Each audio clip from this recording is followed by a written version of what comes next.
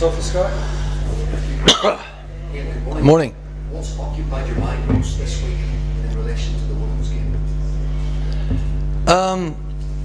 Just getting the lads back off of how bad they felt on Saturday. Really, I think it was a bit of a strange game. We were in it for quite a while. Very equal. We had a real good save, hit the post, and before you know it, we're on the end of a drubbing. We let 3 in, and all of them were quite bizarre. One bobbled in, the other one, our goalie's probably never ever going to do that again in his life, and they had rolled it in an empty net. And then even the last one was a shot that went wrong, fell to someone, and he slotted it in. But there was lots of good things. So I've been pointing out that. Had a good practice match yesterday with the ones I haven't seen play yet.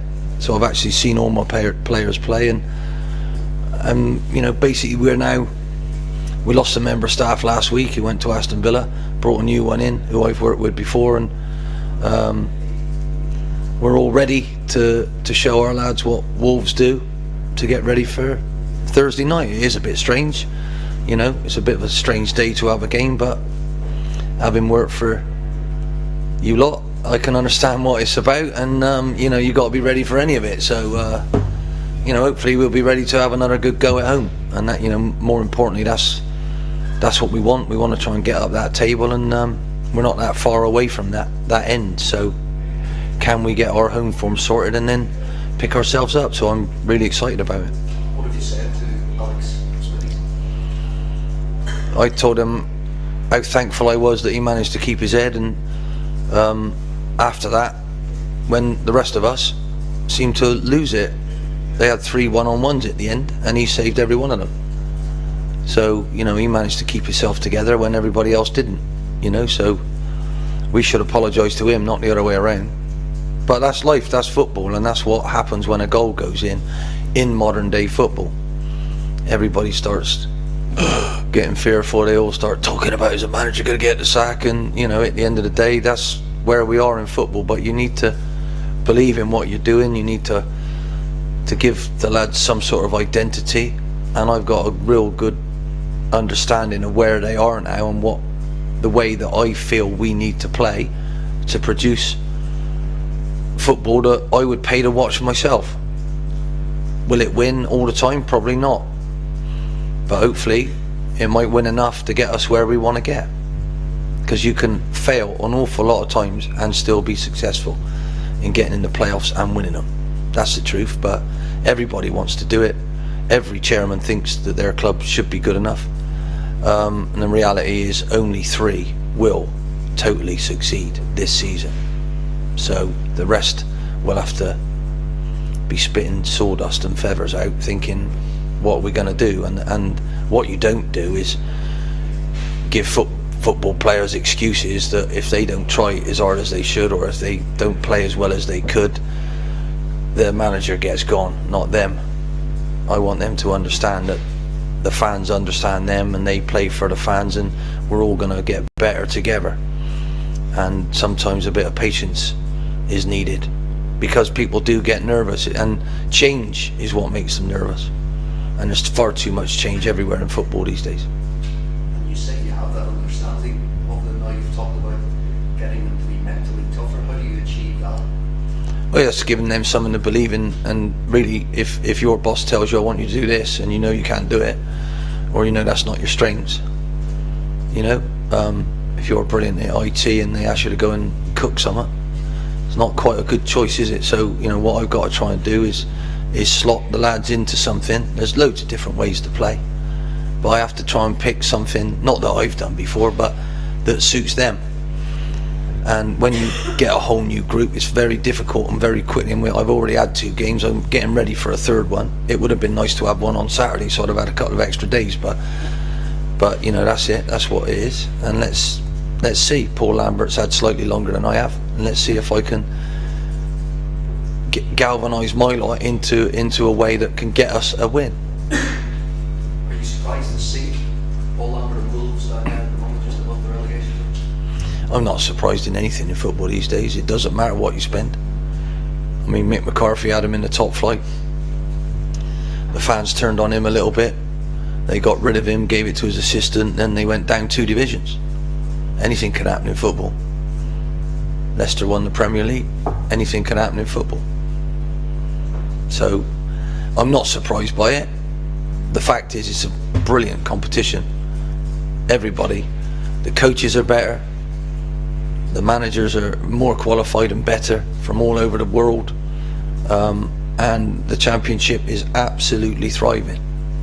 And I know all about it. It's a fantastic watch, week in, week out. Some brilliant skill in that level, and everybody's got really good players. So, you know, hence you could see somebody who's second lose 4-0, 5-0 to somebody else who isn't. So anything can happen. You just got to be at your game and try and be consistent. And I suggest it's about being consistent out there, day in, day out, week in, week out, because hopefully your practices will make you better. And some days your performance won't be what you want. I remember Newcastle's first 2 and how calm their manager was this season. Fantastic. Now look at them. You know, so things can grow, can get better. But you have to look at who you've got and work with what they are and give them a little bit of TLC. And I want our fans to do what they did last week for my players. They stuck with them, they kept going, the lads showed them how they cared, they ran, they chased, and that's all you can ask, really. And there'll be bits and pieces that are not quite right. Got a few changes and swapping around little bits and pieces through injury and illness, and hopefully we can get a team out there that plays and wears that badge with massive pride, and maybe we can just end 1 goal up. That'll be enough for me if we can. Have you any fresh injury concerns, any players returning? We got Massimo Luongo, who's definitely fit now. He had a really bad sickness bout on the weekend, and that was on Friday morning, so you can prepare all as much as you like, but he went out, so he's back now. He played yesterday, looked fresh, looked good. It's about it, really, to be honest. It's all I got to worry about. Stephen Cocker, is he still? Not yet, no. It's improving very fast. Expect to possibly be training next week, but hips can be a little bit awkward. You mentioned the coaching staff. Are you now happy that you've got the setup in place? Are you satisfied with that? No, I'm still overseeing and still thinking about what I might do and if I need one more or where I might need that. But I use so much of my energy. I'm more than happy to keep doing it at this precise moment. But deep down, I probably need another one helping me and Mark Bircham, just out there putting stuff out, getting it ready. And but the analytical side of this football club is just top class. We train everything, so you can do less out there and more in the classroom and show them, you know, which is fantastic. Honestly, what a wonderful coaching tool that is, and the boys are just brilliant.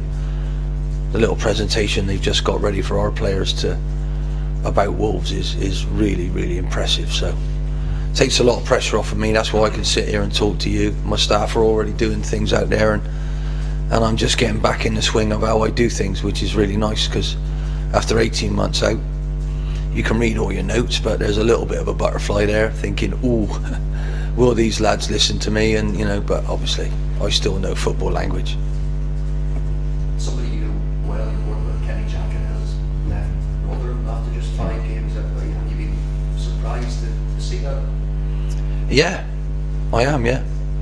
As I said before, nothing shocks you in football, but you know, that is a strange one. Something must have gone on there. You know, something must have gone on there. You don't take a job and then 5 games later you leave. There's something not happened. Somebody has said something, or a promise hasn't been kept, or there's something strange there. And I will suggest that what happened to them the end of last year with Neil Warnock was almost a miracle, wasn't it? And Neil didn't want to stay, so there's something not quite right there. You know, in fairness to Rotherham, they're a great club, got a lovely new ground. They really are moving forward from where they were, and you know, for some reason they can't get that seat right for them, you know.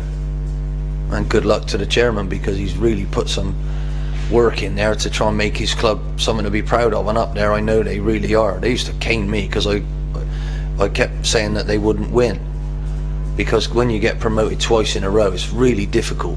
You outstretch your club sometimes, but great club, great ground, fantastic people, and I hope they find someone that will give them the commitment that they deserve, and vice versa. I know Kenny really well, and I'd have thought he'd have deserved an awful lot of commitment. So something's wrong. Not my business. Made a comment on it. Got another question? Could he be an option to work with you again, or is that? I think he's a manager now.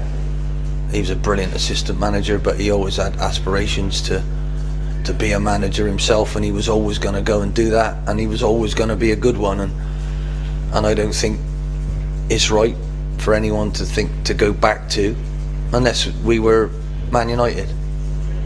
If I was in somebody else's shoes and Kenny Jackett, and I offered him a role at Man United, I'm sure he'd bite your arm off, because you could also pay him what he would be worthy of in that role. So, you know, he needs to be a manager, I feel, and I think Ken would tell you that himself. But he needs to feel he's got a chance to do what he believes he can do.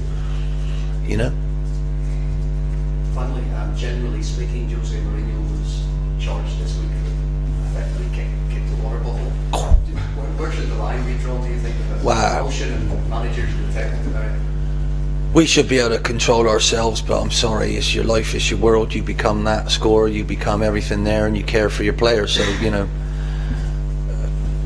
I know you need to be disciplined and you need to lead by example, but I mean, come on. Did it hit anybody in the face? Did he deliberately do, you know? It's not a karate kick over a fence or anything, is it? I mean, it's a water ball, really. And I've always been told, any psychiatrist you ever talk to, any doctor you ever talk to, you got to let your steam off somehow, and then you're back. The ones who internalise are dangerous to themselves. So I'd rather see him do whatever he feels he needs to get that out and get his little face smiling again, because I got the utmost respect for him. What he's done in the game, absolutely incredible. Where he's done it, how he's been. Do you want me to bow? Because he deserves that. And unfortunately, football, media, no one sees that. No one gives you that. No one respects Wayne Rooney like they should. No one. For what he's done. Unfortunately, it's all the wrong things sometimes. So, got no problem. I'm going to call him a little fella, but he's probably taller than me. I call him a little fella because he's younger than me, but I have the utmost respect for the man. What an absolute genius he is, and he has been. And oh, I'm so sorry he's kicked a ball. That's how I feel. Get on with it. Chery, you talk about the analytics and the changing time. How much has it changed? You started first out on a training pitch doing your badges, and is it for the better? What a fantastic question that is. Seriously, I've been waiting for one of them for a long, long time. Normally it's about what the score is going to be and whatever. That is a brilliant question. When I got this job, I had about 4 or 5 of my manager buddies ring me and congratulate me and say, what are you doing? what are you doing? You were out, you were safe, you were on a little shelf there, you were making something for you. And really, we all talked about, we've all been doing it a long time, and we all talked about how it is now, how players are now. You go in and the sports science is unbelievably scary, and you know, but that's the same as anything, isn't it?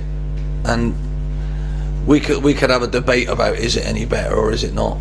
You know, the fact that you walk down the street and everybody's got a video recorder in their phone, pretty dangerous, isn't it, really? Pretty great in one way. Someone's robbing somebody, you could film them, you know, it's pretty great, isn't it? But in another way, wow, the difference is amazing.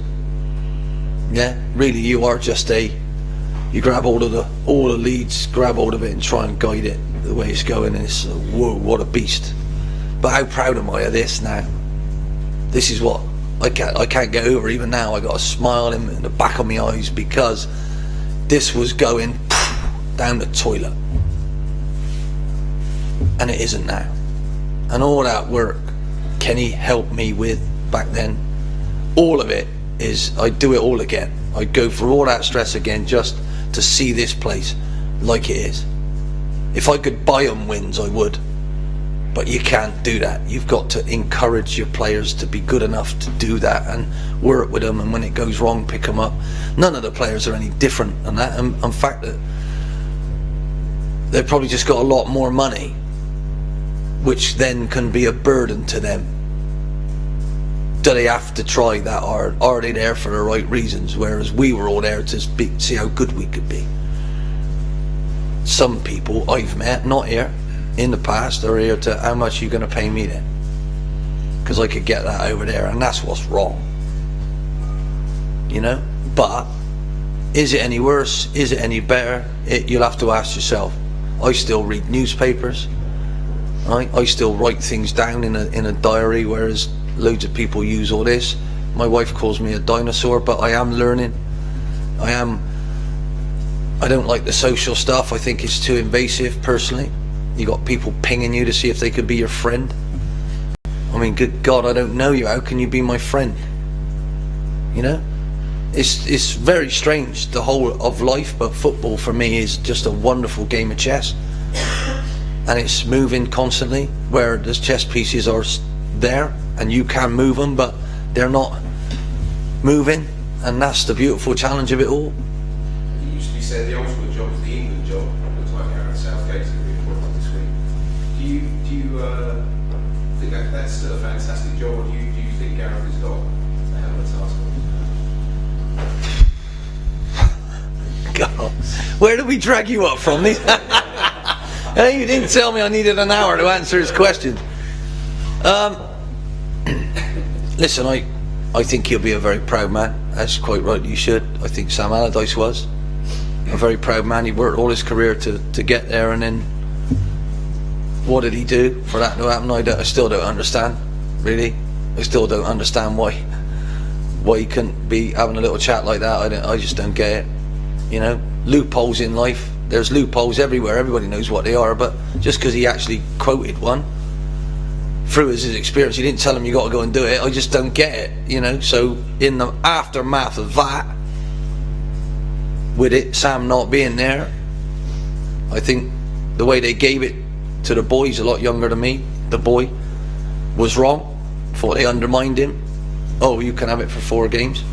And what does that mean? Oh, that gives us time to think. Be careful. You got to make the right decision, and surely what you were doing with Gareth, and he won an under-21 tournament, you know, a more senior one above him, as he builds and as he grows, it would have been the right thing. So when Sam goes, surely you ought to give it to him. Why undermine him? Say he's only got 4 games. That's what I didn't understand. Go with it. If they'd have gone with it, I'd have understood. Go on, Gad. We'll all be behind you. We all started to press and close, and you know, wow, it was exciting. We didn't beat Spain because Spain have it ingrained in them how to pass the ball and keep the ball, but we did as well as we'd ever done against them, almost beat them. Alright, so why did we have to wait to that to give it to him? The structure should have been, oh, he's a natural choice, there you go. So I really don't understand that. What we need to do now is get other people underneath him to learn, and to so you can promote from within and keep going. And we all need to support him and say to the players, pull your finger out, the lot of you. Are you world class? No, not until you win something for us. Do you know what I mean? So good luck to you, young man. Right? Good luck to you. Let's hope he's as squeaky clean that no one can find anything on him and use that to get him out, because that's what people do. I'm sorry, they do. Even the Italians don't do that to their own. Why do we do it? So just stop doing it. I think that's the end of the game.